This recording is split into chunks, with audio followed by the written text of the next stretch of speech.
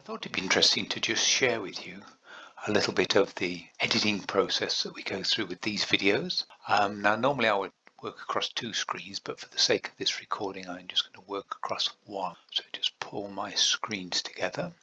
So this is my main timeline here.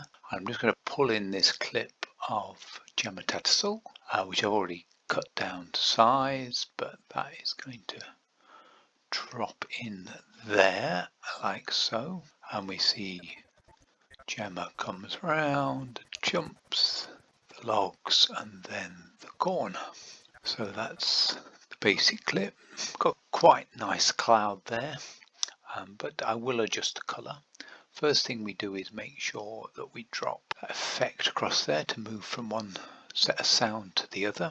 I have already moved fence name in position, so people know I always put it so if I can, so that that appears just or disappears just at the moment the horse jump down there, around there, then that's more or less out of sight there. I think I've already got a name there. Now I'm copying that because I've got one going back the other way, so I want to use that then. Just paste that in there. Yeah, that's good. So I say we're going to adjust the colour. So nice in between space. Go to the colour panel, look at my scopes. So in this case I'm going to just edit on the timeline. What I do is I pull my highlights up as much as I can. See those increasing there on the scope. Pull out the whites, then drop the shadows down to give it a bit of contrast back. Pull the blacks. Of course, what you mustn't do is pull that so far that it clips, and then we can just look that through. Yeah, oh, that looks nice, doesn't it? And I'm sure that's how we all remember it as a nice sunny afternoon. Now we want to put a bit of slow motion on that. So we go back to our source and get the point of interest. So Gemma coming in about that to run through.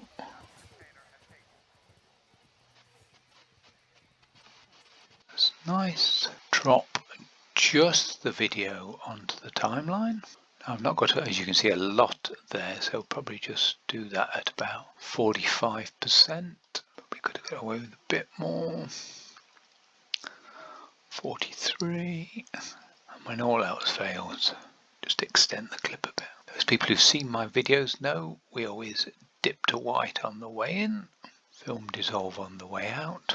I always find it's wise to keep saving. I've got a shortcut, Control and S to save. Trim that back to there. Suspect. Yeah. Didn't sit, so dip to white. Just get that there again.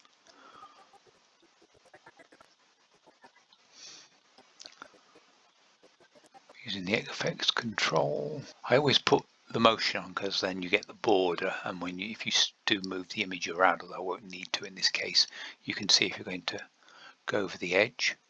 Scale, I think about 120% will do for that.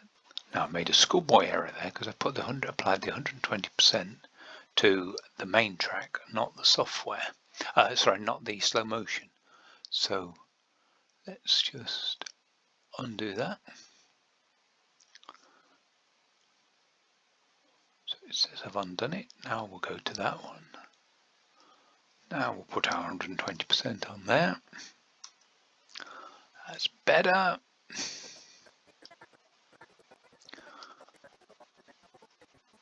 And yep, actually, I mean, they could probably get away a bit more on that one, but then you lose it on this one. As you know, you can grade it through here because we could have 120% at this point, and then 150 if you wanted at that point, but you're just complicating things, and I just do give it the 1 generally.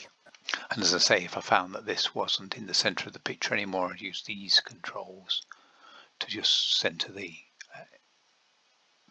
horse and rider in the middle of the screen.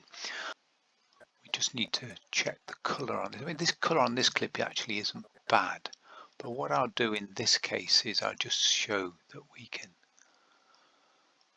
use the comparison view. And so we want to compare this clip with, which is into the slow motion, with the same from the main. So I'm just finding that. So about there somewhere. So that's at 55, 50.06. That's the easiest way I find of doing this. 50.06. Now we find this in the slow motion, which is there. Oops. There she goes. There somewhere. And then you just make sure you've got the slow motion clip selected. Apply the match. And that's it.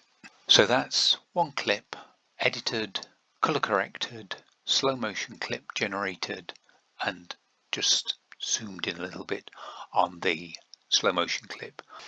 So there's the two clips compared. This is at 100% scale, this is at 120% scale. Part of the reason why we video in 4K is so that we can just use up some of that quality pixels to concentrate on the horse and rider combination in the center. So you can see we've just zoomed in that little bit on Gemma. I think actually that would take a bit more, so let's go 130